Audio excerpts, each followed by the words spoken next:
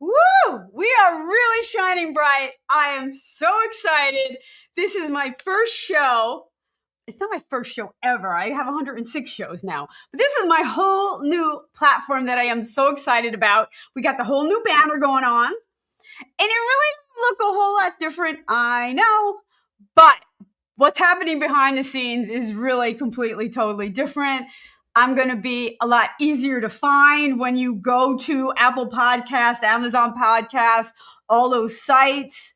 So, and we have a brand new sponsor. I want to tell you all about Echo Craft Creative Studio, who is sponsoring the show now.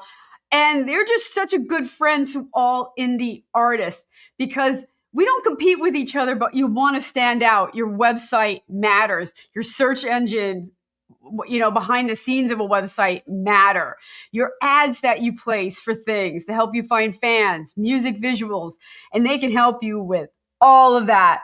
So again, I'm really proud to be part of that Echo Craft family. We also still have our affiliates, my indie radio, the Plow Zone, and I am still on blast on Saturdays. So it's kind of the same, but all different, all at once. So I decided to start with some good friends of the ranch. They've been on the show quite a few times, so I thought I have to bring them on. We were kind of chatting away, and I almost didn't get us started. Oh, Billy's here already. Howdy. Well, thank you, Billy. Thinks I'm looking good. God, you think so? All right. Oh, back to our show. Of course, we have to start with our friends, Josh and Candy from Bam Wanted. Let's bring them on. Woo! Hey, how's it going? Hey, I love the applause. Please stop. No more. How funny is that? Now, when we get together, we always think cookies. We do, because at the first year that we attended ISSA, I think it was the first year Randie was there. Yeah, is that true? I think it was. I was so nervous. So we're standing in the hotel lobby, and this explosion of energy runs into the lobby and says, "Hey, do you guys know it's National Cookie Day? We need to go somewhere and get cookies." And we're like, "Okay, let's go." And so she packs us in her bright orange car, and we drive to a Target where they have a Starbucks, and we all bought cookies and enjoyed cookies together. And now it's been something we do every year with Randie O'Neil. She's the cookie lady. I'm the cookie lady. And I have these. I brought these back from Germany. I'm going to be eating these. They're shortbreads covered in chocolate. Oh, I'm so jealous. Smell them. They are so good. And I brought them back as souvenirs, and nobody's getting anything. I just keep eating them. It's yours, yeah. Who doesn't like shortbread, though? And then you top it off with chocolate? Doesn't get better than that. I know. Who doesn't like shortbread? All right, we got some comments already. Oh, someone's got it. Karen Collins says it's my favorite right there. We were just talking about Germany. This is my friend, Karen Collins, that I was telling you about earlier, that visits Germany. Okay, Karen, is this a big brand over there? Because I love them. I found them in a shopping store. I can't read it. What does it say, Randie? It says Milka. Milka. Okay. Milka. Alpenmilch creme. Ah. I know that sounds German, but all the Germans are like, don't talk German. Don't do that. It is a good brand over there. Yeah. Confirmed. I'm gonna check. We have a Lidl, not a mile or so from my house here in Pennsylvania, and I'm going to go check it out. There you go. Big German area, so I think I can find it. So if not, I will make them. Oh yeah. Plan B isn't so bad, right? A lot of times when you do your shows, you have made cookies, especially if it's Christmas time, right? Oh my goodness, yeah. I love to bake. Yeah, I'm a stress baker. I think I am too. She's a boredom baker. And then I'm a boredom eater, so it all works out, you know. Boredom eaters, boredom bakers. Boredom baker, yeah. What's your go-to to bake? Oh, I love baking like Banana bread. banana breads and Oh. just like breads, like quick breads of any kind. So like, coffee cakes, pound cake is probably one of my favorite things to eat after I've actually baked it. So there's that. Of course, it puts on the pounds, hence the name. We're getting a Das ist wunderbar. Wunderbar. Oh, das ist wunderbar. Oh, that's funny. Everyone's hitting us with our bad German. I can curse fluently in 7 foreign languages. Thank you very much. Oh my gosh. Randie, that's why we're on this show with you. Okay, Mindy's jumping in. I think I can create some stress. Oh, she's a drummer. It ends in cookies. If it ends in cookies. I love it. I love it. Yeah. Especially if they have peanut butter in them, Mindy, right? Peanut butter addict. So, oh my goodness, like you guys travel all the time and you guys are playing all the time. Can you tell us where you are? Witness protection for your. We are in south central Minnesota. Nobody would know the name of the little tiny town. But Josiah, my brother, and I grew up in Morgan, Minnesota, which is just real close to us. And we're about 25 miles away or so from the farm we grew up on. Okay. So when I got into music with the Carpenter Family Singers, playing every day with this guy, and he is an unusual character because he grew up on stage. So he was a professional musician from age 4 or 5 till, what'd you say, 13 was when they quit? I think so. Yeah. And he just played with us yesterday, got out the bass guitar, hasn't played since last year, and he's still just a whiz at it. So when you learn that young, it just sticks with you, I guess. Right. Awesome. Yeah, I swear the only time he picks up the bass guitar is when he's with us. And it's been a year since the last time we were here, and it was just like he did skip a beat. Yeah, he was learning songs he'd never played before, just on the fly. We keep trying to convince him to go on the road with us. So far, it hasn't happened. That'd be my dream, not his dream. All right. Now, you guys do travel in that van. Yeah, there's no room for him. But maybe when you had the bus. Yeah, he can sleep on the solar panels on the top. We have some straps. He won't fall off. Oh my God. What is that? What vacation movie was that where they strapped the grandmother? Oh, that was Chevy Chase. Chevy Chase. Yeah. It was it was summer vacation, right? Was it summer vacation? I don't remember seeing that one. Oh, I thought you already told me. National Lampoons. Yeah. That's it. National Lampoons. I don't know. Where they had the dead grandma in the car with them. I think I've seen that. That wasn't haven't? you? Wasn't me. Oh my maybe. gosh! Now we'll have to introduce him. Yeah, to it. now we'll have to watch it. I know what you guys are doing tonight after the show.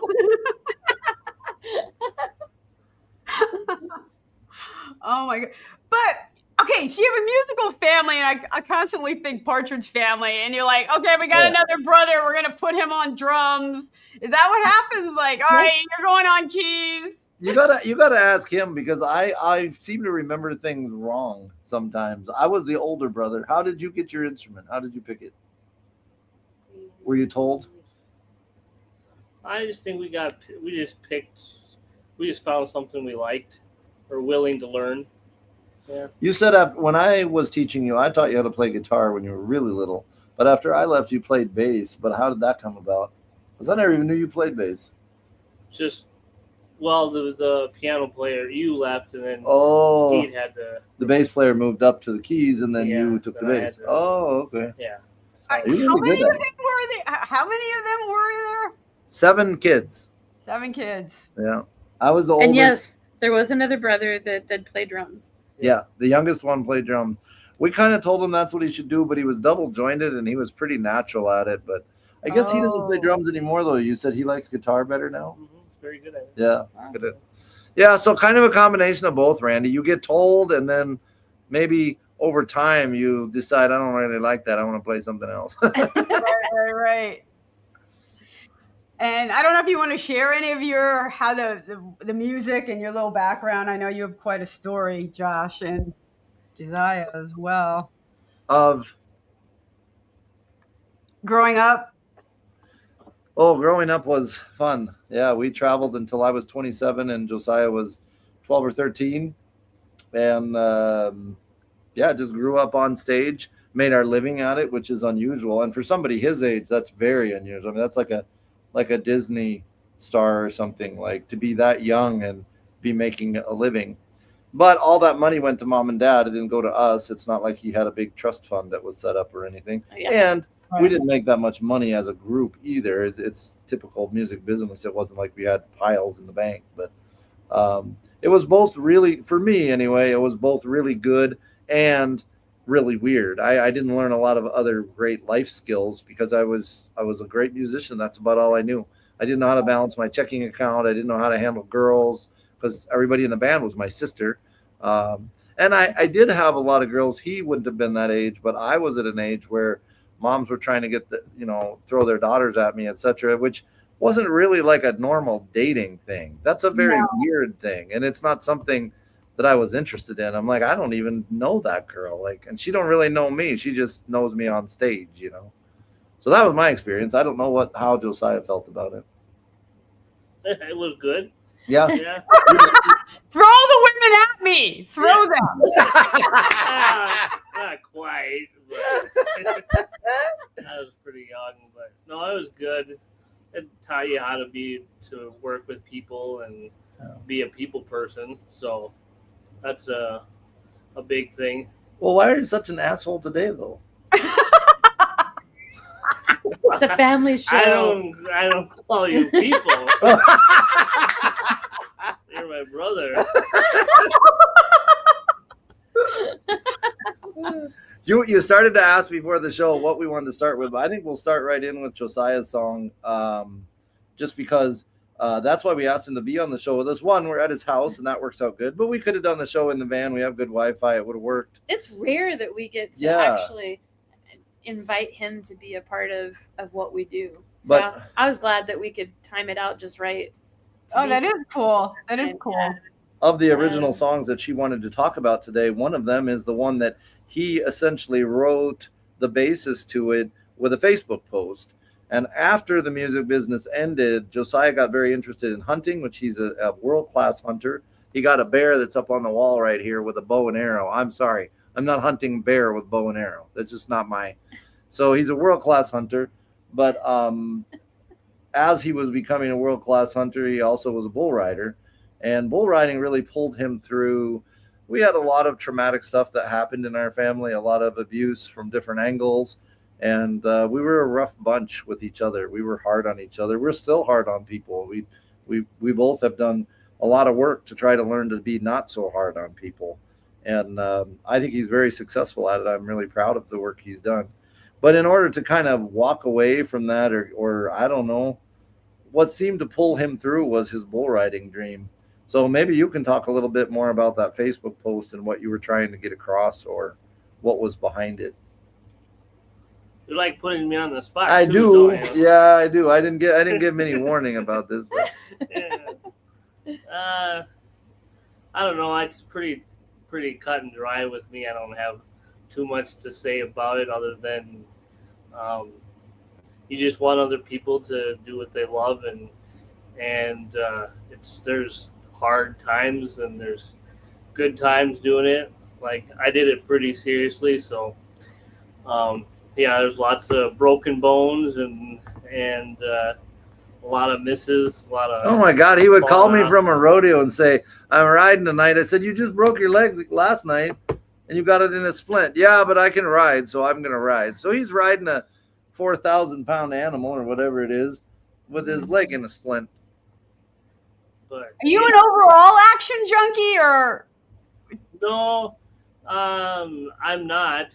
But I just watched it on TV when I was really little, and so I just from watching it one time, I was just like, I think that's my cup of tea right there. So I was like, I'm gonna do that. Which I didn't do it right away because you have a lot of people that, parents and family that are like, no, I don't think so. But eventually I got into it and did it. And, I just got hooked to it.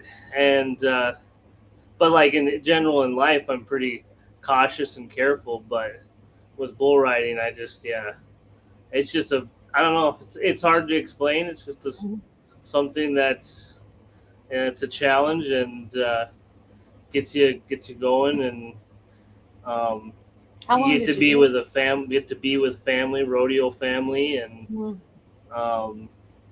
you just strive to be better, help each other out. It's kind of a team effort, even though it's just you and an animal. It is also a team effort. So I really felt like in his Facebook post and in his bull riding, I felt like I watched him become a man through that process, because he said, hey, I want to do this thing. It's a very hard thing. And it doesn't matter if you make it to the national finals or if you get bucked off every time. Just to get into the industry, just to show up to every bull ride is something that only, 0.00 whatever percent of the population would ever have the guts to do. And so I watched him really become a man, and now he gets whatever he wants. When he puts his mind to something, he makes it happen.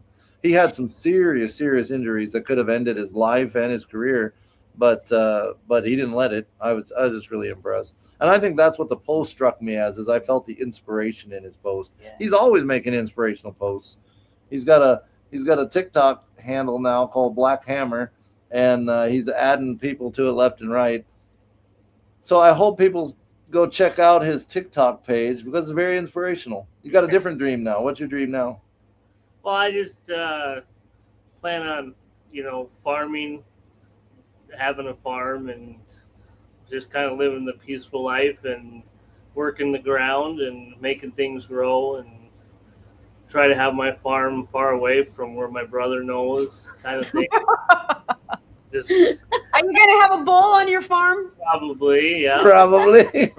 Well, then I won't be there. Yeah, that's the point. That's the point. No, I don't know. I just what was I gonna say? No, bull riding is good. It taught me a lot of lessons too, and so I don't necessarily advise people to do it anymore. Because, it's hard on you. Because I live with the pain every day, not emotionally, but physically. So that stuff is, I don't regret that, but yeah. But I do appreciate your life lesson that is there. Like, at some point, you really need to commit to a path. Yeah. And learn how to fall down and get back up. And I don't care if you're riding a bull or anything else, You're so right. For the show, like, I'm riding some real highs and lows, recently, and that's life. Yep. You learn to ride the highs and lows, commit to a plan, and, kind of stick with it. A lot of the family was freaked out and understandably opposed to what he was doing. We could understand why they were opposed, because they don't want him to die or be injured. But I guess I took it the other way. I told him, hey, if you die tonight in the rodeo, I know you went out doing what you absolutely loved with all of your heart. And I think that's worth something to, like you said, commit. That's a really good word. He committed for sure. Yep. I'm not going to tell. If kids came to me or somebody said, hey, I really want to try it, I wouldn't say no, but I wouldn't, because I know how hard it is. Yeah. That you do have whatever you choose to do, you got to live with it forever. Yep. Maybe. So I wouldn't tell anybody that it's a easy. Because like you're in front of cameras and stuff, so it looks real glamorous and like you're John Wayne and out there like tough cowboys, but in reality, it's pretty a lonely, hard road. So you really got to be tough enough to do that part of it too. So I wouldn't say that's a career that I would push on anybody. The buckle bunnies you like, though? No, I actually, it's funny you say that, because a lot of people think that that's what you would be interested in. But like when you want to get to a certain level, you have to be focused on where you're trying to go. Yep. Which I got to levels where I never thought I'd be, which was the top of the world. Top of the world. Yeah. And riding with the world's best bull riders. So didn't win, but I did win in a way, because I won my dream, and that was to be at the top. So okay, buckle bunnies, for those of you who don't watch Yellowstone, they're kind of the rodeo groupies. Yes. Uh-huh. Yes. Yeah. You know, And in our industry, they're called groupies. You also know in our industry that roadies are different, right? yes, roadies are actually youthful and can. I mean, set up groupies and can stuff. be useful too, depending on what you're after, right? Exactly. We have so many folks that show up to concerts and say, "We're just going to be your groupies tonight," and we're like, "No, you're not. You're not. You're going to be a roadie, not a groupie." Please draw that distinction, and Yes. roadies are definitely appreciated. Groupies, Appreciated in a different way. they're appreciated in a different way. You're right, because we love our fans. We love our fans. I Me mean, no doubt about it. Why don't we listen to the song 8 Seconds? All right, 8 seconds. This is how I look at it. Life's like a big mean bull sometimes. And we all get to choose as a cowboy whether we're going to let it beat us down, make us angry, or even give up. Or you can get up and try again and again, even when it looks hopeless at times. We all have those times. So don't let this big mean world scare you into fear and hopelessness. Life's too short to be sitting on the bench waiting for things to change. You can't predict no bull, and you can't predict this world. So you know what we have to do. Just jump on, hold on, and let's keep making amazing things happen. He's been this way since he was 7. His mama didn't like it. He craved the smell of hay and leather and the sound of the gate when you strike it. See, Josiah John is my kid brother, my mother's other son. He called me one day out of the blue, said his dream had him ready to run. Anyway, he left home. He slept in his truck. He ate what he could find to save up enough for the next go-round, just to feel that bull unwind. He was gored real bad at Sandstone, and it took him a year to heal, but he wouldn't quit riding those big rank bulls in those dusty old gates of steel. Wrap that rope, cowboy. All right, here we go. Waiting for Josiah to nod his head. Life is like a big mean bull, but don't you let him scare you. Time's too short to sit on the bench waiting for them to hear you. You can't predict no bull, and you can't predict this world. So just jump on and you hold on and give this bull a whirl. There's his hand, a man, that sand is flying all around you. Ramrods, mine, and stars that shine is floating in your head. Dude, that bull is rank and you're in the tank. Keep your heels down, stay out of the well. Come up for air, now watch out there, he's about to give it well. He'll twist and buck, and man, your truck is gonna feel good tonight. It's boots in the sky, he'll hang you high, and that's your tongue, don't bite it. You might get thrown, you might get on, you may just hit the gate. But no matter what they call you, no matter how often you fall, you dust off your chaps and pick up your hat and try again for 8. He's done some time and paid some fines and had some real bad women. He made mistakes and learned from them, but man, he says, I'm living. And now he's joined the PBR, though he hasn't made the finals yet, but I'm proud of him for going all in and always giving his best. Now some of you never cowboyed up, and maybe some of you did, and maybe you rode 8 seconds. Maybe you've been doing it since you were a kid, but I learned this from Josiah, that when the lights in the crowd are gone, you find out what you really love if you still want to climb back on. All right, all eyes on the shoe. Take that rap, cowboy. Here we go. Life is like a big mean bull, but don't you let him scare you. Time's too short to sit on the bench waiting for them to hear you. You can't predict no bull, and you can't predict this world.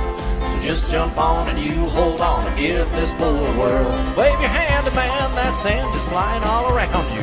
Ramrods, fine, and stars and shine exploding in your head. And dude, that bull is rank and you're in the tank. Keep your heels down, stay out of the well. Come up for air, now watch out there, he's about to give it well. He'll twist and buck and man, your truck is gonna feel good tonight. It's boots and sky, he'll hang you high, and that's your tongue, don't bite it. You might get thrown, you might get owned, you may just hit the gate. But no matter what they call you, no matter how often you fall, you dust off your chaps and pick up your hat and try again for 8. No matter what they call you, no matter how often you fall, you Dust off your chaps and pick up your hat and try again for 8.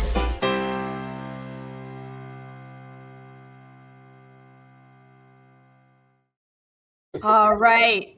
We are back on the ranch, and we are now sponsored by Echo Craft, which is a creative studio for all indie artists, because you need a great website. Ads are so important to catch the analogs, music visuals, creative banding. I'm supposed to have a QR code to throw up there. I don't. You're going to have to Google their website, tell them Randie sent you, and they're going to hook you up and give you some great, great deals. So we also have our affiliates, My Indie Radio out of Paris. We have the Plow Zone out of California. And, of course, Blast Music 24/7 on Saturdays. You could still catch the show. We have some really cool comments there. Karen loves the song. Thought it was a great song. Billy says it's shades of Chris Ledoux. I love that comment. Yeah. Very different. And I enjoy the visuals. A lot of those visuals and the bull riding all came from his career. Yeah, That was all him.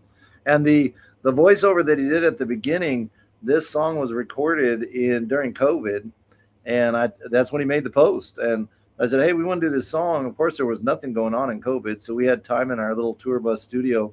And so he phoned from Minnesota here down to Arizona where we were to do that bit. So he phoned into the studio to read his Facebook post at the beginning.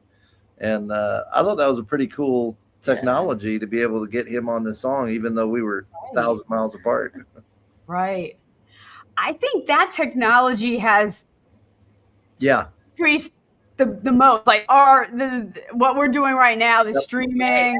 Yep. The quality has improved so much. Yep. I can slide things back and forth with my producer now and not having to go all the way to New Jersey all the time. And so I'm creating more. Right. Really, really has been wonderful. Something good came out of COVID. That's one of the things that really expanded. And you can reach markets now that you couldn't reach before. Yep. Without driving to them. Yep. Without driving to them. Yeah. Although you guys will always. That's right. We do now. Where you're touring. Yep. We are back out on the road again. Right. This is what we used to do when we first started, and COVID really slowed us down. And now that we've let the tour bus go and got the van, we're definitely way more mobile than what we've been. Okay. Yeah, so it's making that tour possible again. Yes, I think that's picking up. Yeah, that was one of the slowest things to come back, live performance. It was. Yep. It was years. Still lost so many venues, and the type of venues, that have the live music and stuff. The listening rooms have disappeared. Yeah, that is true. So it's a shame. It's just it's a different way of doing music now. Right. We're depending on a lot of media for a lot of things. That's true. And we're seeing a shift in the market. So with every shift, some things fall off, but I believe that there's going to be better things coming out of that. I mean, just like this right here. I mean, how many of us could be connected from across the country? Right. And we got a lot of listeners. Like with this new format, I'm actually on a lot more live platforms. Yep. And I want to remind you guys that this is all interactive. So I know there's quite a few of you listening. So feel free to throw down some comments. Let me know where you're listening from. It's like YouTube still is the cleanest format. Yeah. Facebook still is a fight. But now I'm on LinkedIn, and there's something else going live. I'm on 4 platforms. Wow. See, that's incredible. You're reaching our larger audience than even what one radio room could reach. Right. Yeah. My Indie Radio and Plow Zone, they have a lot of affiliates too. They really are learning, to work together and expand their networks and things. So that's how you survive. Yep. You expand your reach. Yep. And sometimes you piggyback other things, and I think the people are specializing more. Like people are going to more specialized stations. Oh yeah. I listen to Americana. I'm going to listen, We talked about that. Radio stations have really have shifted and changed over the years. Because back in the 70s, like when we were growing up, you could turn on a radio station, you'd hear everything from R&B to country to rock and roll, or what they consider classic rock now. Yeah. And, you could hear a variety of different music. It wasn't just genre specific. And now it's hyper. And now it's hyper. Radio or or South Chicago radio or whatever. Yeah. And it's like, okay, for an hour, this station has this type of music. The next hour, it's this type of music. And, people are finding their shows and what they're going to listen to. Yep. So it's just a different world. Like if you like and how many genres now? When we were growing up, like 5 genres, maybe 6 genres if you were lucky. Now there's hundreds of genres. Country used to be country. Right. But now you have like traditional country, new pop country, I know. Lots of country rap. Probably the most controversial country rap. Yep. Yeah, it's an interesting shift in the market. So you guys are on the road constantly. When do you find time to write? Days off at Barnes and Noble. Maybe sitting here at Josiah's for a couple of days off. Sometimes just driving down the road, like we'll have an idea hit us, and we're like, "Hey, write this down." Candy and mine and Candy's process is a lot different than a lot of artists that I hear about. We don't do a lot of high volume. Generally, when we get a good song, it's because she had a great idea. And then that just sort of rolls around amongst us for a while. And then eventually we put our foot down, or maybe, I don't know, we have some inspiration or something. And then usually I put the lyrics down. And once the Candy lyrics leaves town. Yeah, sometimes Candy leaves town by herself, and he stays by himself. And the next thing you know, he does it. We're working on one right now that she had a different take on a very classic country song. And she said, she sings it live, but she said, I don't like the tone for today's women. It feels very victim. And she said, I would like to change that. And I said, how would you change it? And she told me, and she probably said that years ago. Mm-hmm. And then just the other day, I heard Beyonce had covered it, and I couldn't hear the words very well, but I knew somebody new had covered it. And I thought, oh crap, she took our idea, but she didn't. She didn't change the words the way we wanted to. So I sat down at Barnes & Noble a few days ago and changed the words. So now we're going to try to record just sort of a raw, uncut version here at Josiah's with just her and the guitar. And I think it's going to be a big hit. I think it's going to be great. But that's how we get our inspiration comes like few and far between. But then it seems to be a good song when it happens. Mm-hmm. Yep. And like 8 Seconds was Josiah was the inspiration. Yeah. His Facebook post was the inspiration. So yeah, sometimes it just takes some inspiration and then. Well, and just like You're My Kind of Crazy was our first song.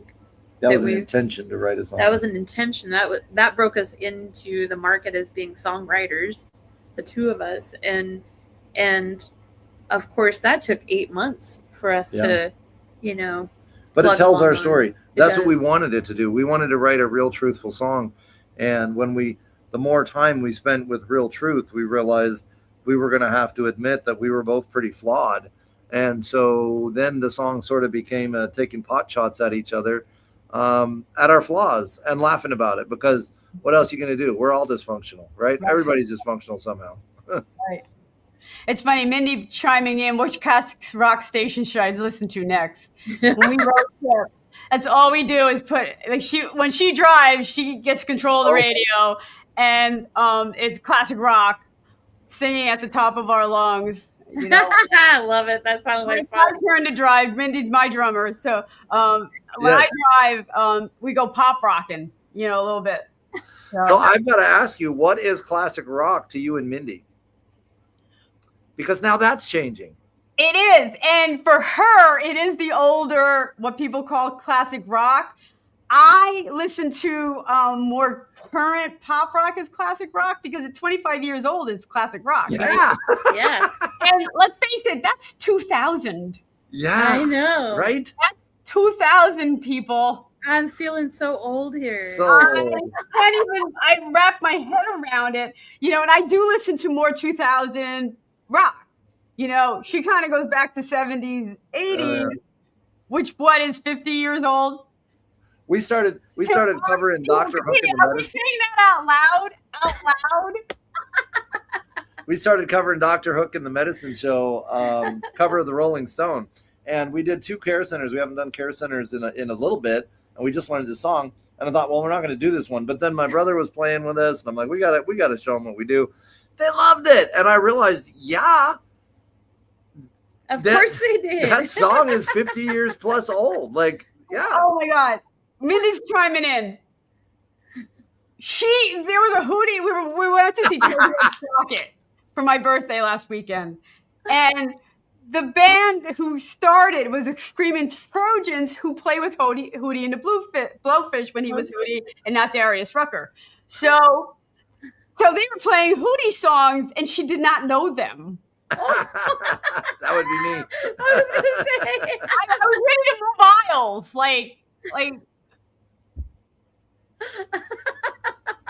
Heathens. I was kind of older than her by this much, but it is pretty funny, people with their classic rock. Okay, Right. we have to listen to My Kind of Crazy. We're gonna keep talking and run out of time. Yeah, all right. All right. My Kind of Crazy, which is one of my favorite songs of you guys. So I love this, that you two can really have your differences, what bring you guys together, and I love that. Here we go. You were raised pretty dang religious. And you were raised by outlaws. True story. You were taught to wash and dry your dishes. And you were raised no guts, no glory. Sounds pretty weird, come to think of it. Our picture perfect lives got pretty hazy. But I love you more than a little bit. You are my kind of crazy. Your family liked to talk about your feelings. And with your family, pretty much anything goes. You learned to fight like a girl. I had a lot of sisters, and you broke your little sister's nose 3 times. Sounds pretty weird, come to think of it. Our picture perfect lives got pretty hazy. But I love you more than a little bit. You are my kind of crazy. Now, your first marriage ended really badly. Well, you were 27 on your first date. You divorced more men than you married. Well, at least I knew all my exes were straight. Sounds pretty weird, come to think of it. Our picture perfect lives got pretty hazy. But I love you more than a little bit. You are my kind of crazy. Well, at least we got it all together now. Oh yeah? How do you mean? I mean, we got all our ducks in a row. No, we got squirrels and there's not enough leashes. Yeah, that moment when you realize this is my circus. And now my monkeys are your monkeys because I'm your wife. And no matter what we find out on the road, It can't be half as weird as our true life. Sounds pretty weird, come to think of it. Our picture perfect lives got pretty hazy. But I love you more than a little bit. You are my kind of crazy. Sounds pretty weird.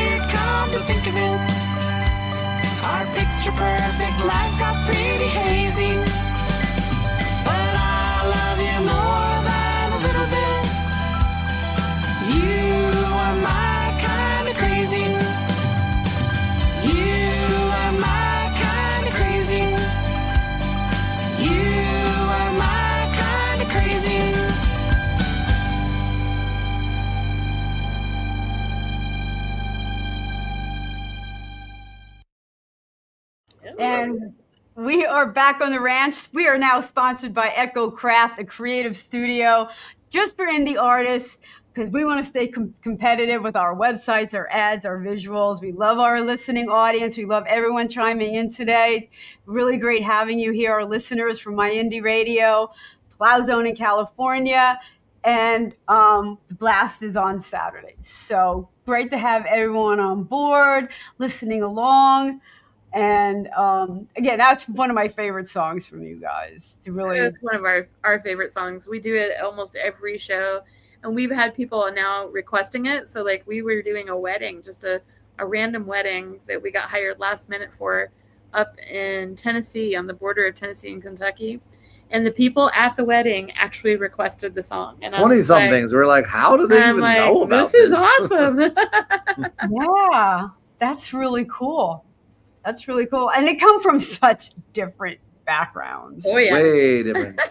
Way different. Together when we were in our teens, there's no way this would have ever happened. I was too good and she was too bad. Oh, boy. Oh, boy. Josh, when did you leave that secular kind of community that you were in? How old were you? Not now? Say that again. How old were you when you left the secular? I was 27 when I left the family group. And I left because I wanted to date a girl. In fact, that song, the last line of the song that she says at me, says, at least I knew all my exes were straight. And it's because when I decided I wanted to date for quite a few years, but my mom was just not about it and never find anybody that she approved of. So there was a girl that used to help us carry our gear in and out and helped us in Rapid City, and then came to Minnesota and helped us on tour for a little while. And I really fell for her. Well, my sister sat me down and said, hey, Cindy doesn't want to date you. She wants to date one of your sisters. She's not after you. So you need to let this go. And I just didn't believe him. I had such zero experience being homeschooled and growing up in a gospel music family. I had no idea that they could possibly be right. I'm like, not Cindy.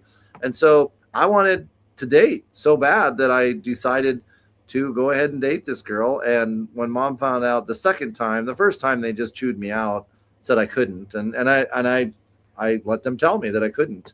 26 years old. And then when I was 27, that next spring, she came to help again, and I fell for her all over again. And I was like, screw it. I'm going to date her. And I told her privately, I told Cindy, I said, mom's not going to like this. And Cindy just looked me dead in the eyes and was like, I don't really care. And that was kind of the inspiration, because you just didn't say that to my mom. You just didn't say that. And I'm not a dominant. I'm not one to really fight. I've had to learn to do that, but that's not who I am naturally. And so when she said that, I was like, wow, so I can really stand up for myself. And so I did. I walked right back over to the big house, and I told mom, I'm going to date Cindy when this tour is over. She said, she didn't really even think for very long. She said, then you're out. And that was 13 years of working with the family band. And she held to that. We finished our little tour that we had left. We had the big show and all that. And I asked Dad on the way home from that show late at night, packing up bus loads of stuff to take it back to the farm. And we had done a great big party and things for a release party. And I said to Dad, is Mom serious about kicking me out? And he said, oh yeah. And he was a softie. I knew if anybody was going to cave, it would have been him. Mm-hmm. And he didn't, not an inch. So the next day I was out. I had to buy a car from my mom because I owned nothing, and took the stuff out of my bedroom, my clothes and stuff. And that was the beginning of me having a completely new life. And the culture shock of waking up in Sioux Falls, South Dakota in my car. Why I drove there, I still can't tell you that. But that next day I had a job as an electrician. I had an apartment and a cell phone. But the culture shock of realizing how weird the world was compared to what I thought it was. I mean, I almost threw up several times just coming to grips with, though I was not ready for the world. I thought it was. I thought I was living in this world and understood it, but I didn't. Mm-hmm. I did not. Yeah. Right. So sheltered from reality. Yep. So I got engaged to that girl. I mean, I was just so sheltered. She led me on for quite a while, and really was just still hoping, I think, to get close to my sister. And then at some point, yeah, it took us some pretty weird turns, but finally she handed me the ring back, and that broke my heart. But then I was finally starting to grow up and realize that I needed to learn how to read people better. We had been so good, right? We were taught you didn't do anything, you didn't have sex before marriage and all this, and we had done so well with that. And later I'm like, well, of course, she was uninterested in what I had. Exactly. Otherwise she'd be all over you, like right on rice. All right, it's a great story of you guys coming together, coming to terms with your past and things like that. It's just a wonderful, blending. And then, I love your desire to keep the Wild West alive through. It's still your rebellion side, Candy, isn't it? It is. Well, and we couldn't have asked for a better place for our tour to get stopped the first time during COVID. But Tombstone, Arizona, where the Old West still lives, basically the same as what they lived 100 years ago. It is crazy. It's different than a lot of tourist traps around the West that I've been to that I don't care for. It's a national historical landmark, so it's just not very flashy. You come into town and it's dusty boardwalks and gravel roads, and you're like, what is this place? But it's real, and the people there are real, and they really make their living doing gunfights and all of this. It's a very interesting place. Yeah. So let's see some Wild West from you guys right now. Let's see Tombstone, the official video.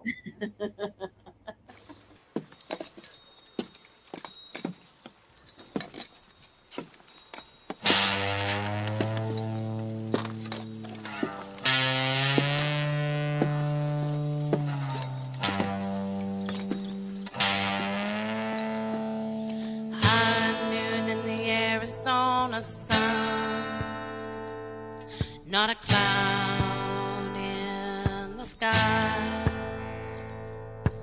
Warm desert breezes carry sweet smells of China berries by.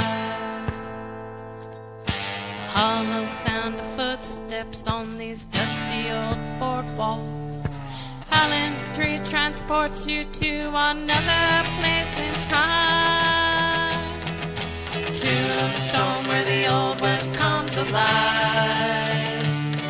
In the town too tough to die. On the wind, voices whisper in my ear. Shadows playing tricks with my mind.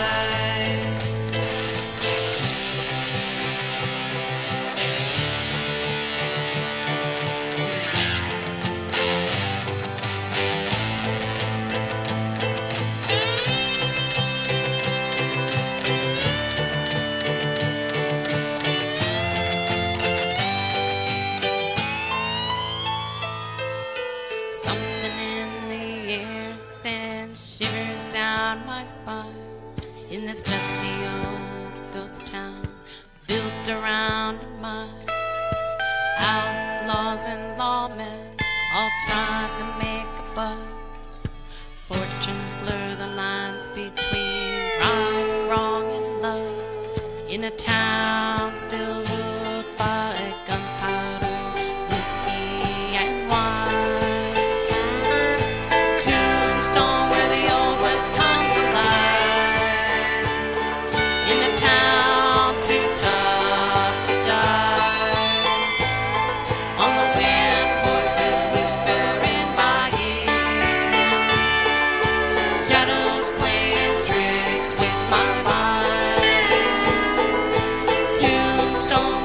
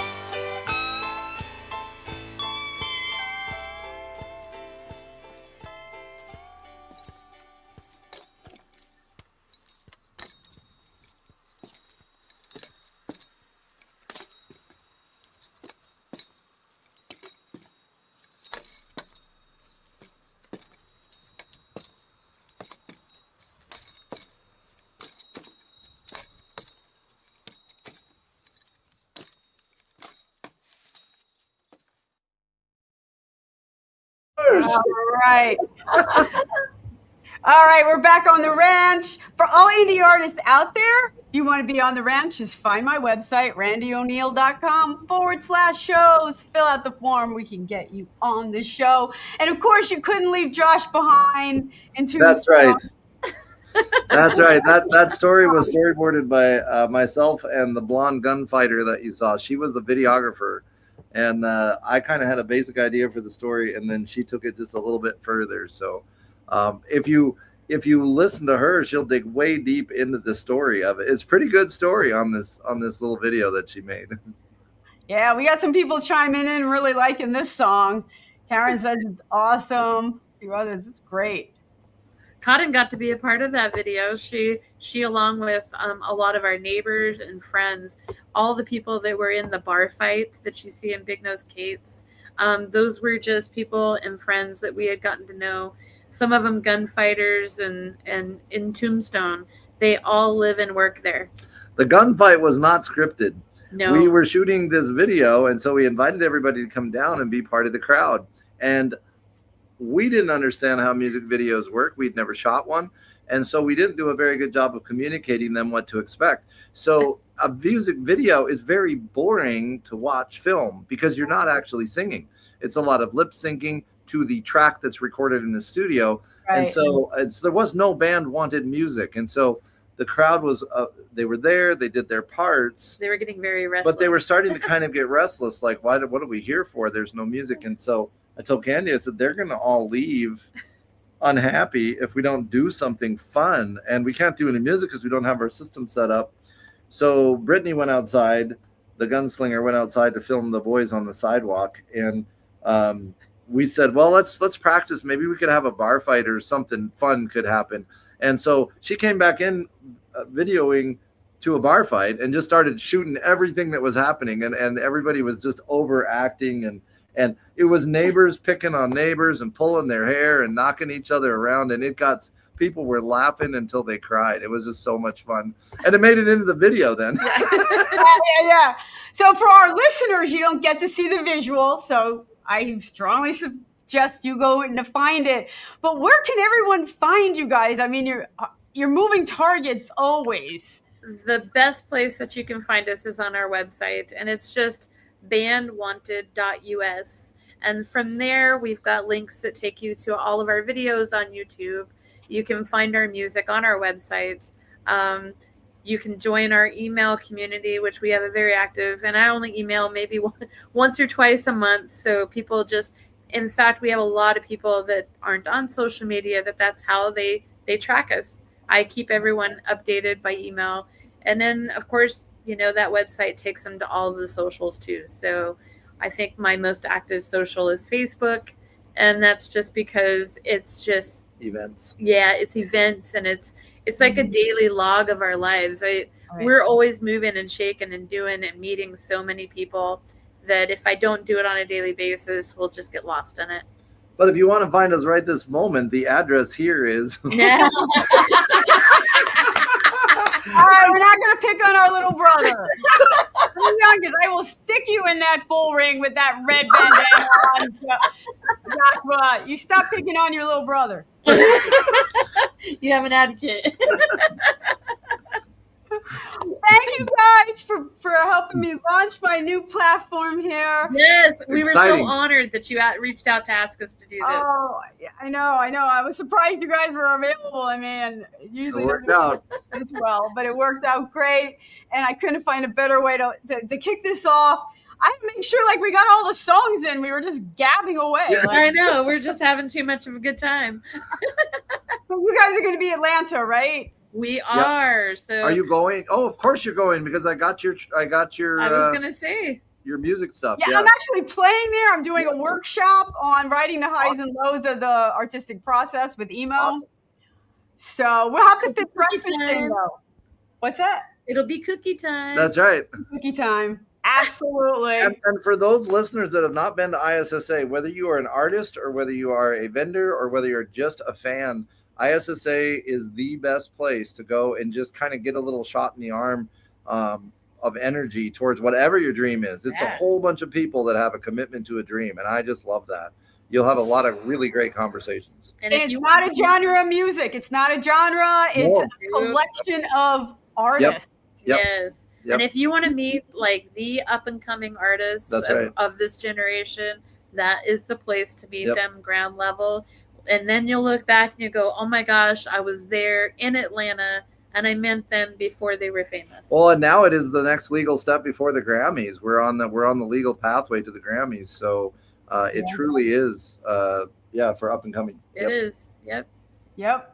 We're on the move. Yes, And I Sean. will see you guys there. I will see the rest of you, all my listeners, all the people watching. We do this every Monday. We go live, and then we're up on all the streaming platforms, including Roku TV, for the rest of the week. So we will see you around, and we will catch you next week on the ranch.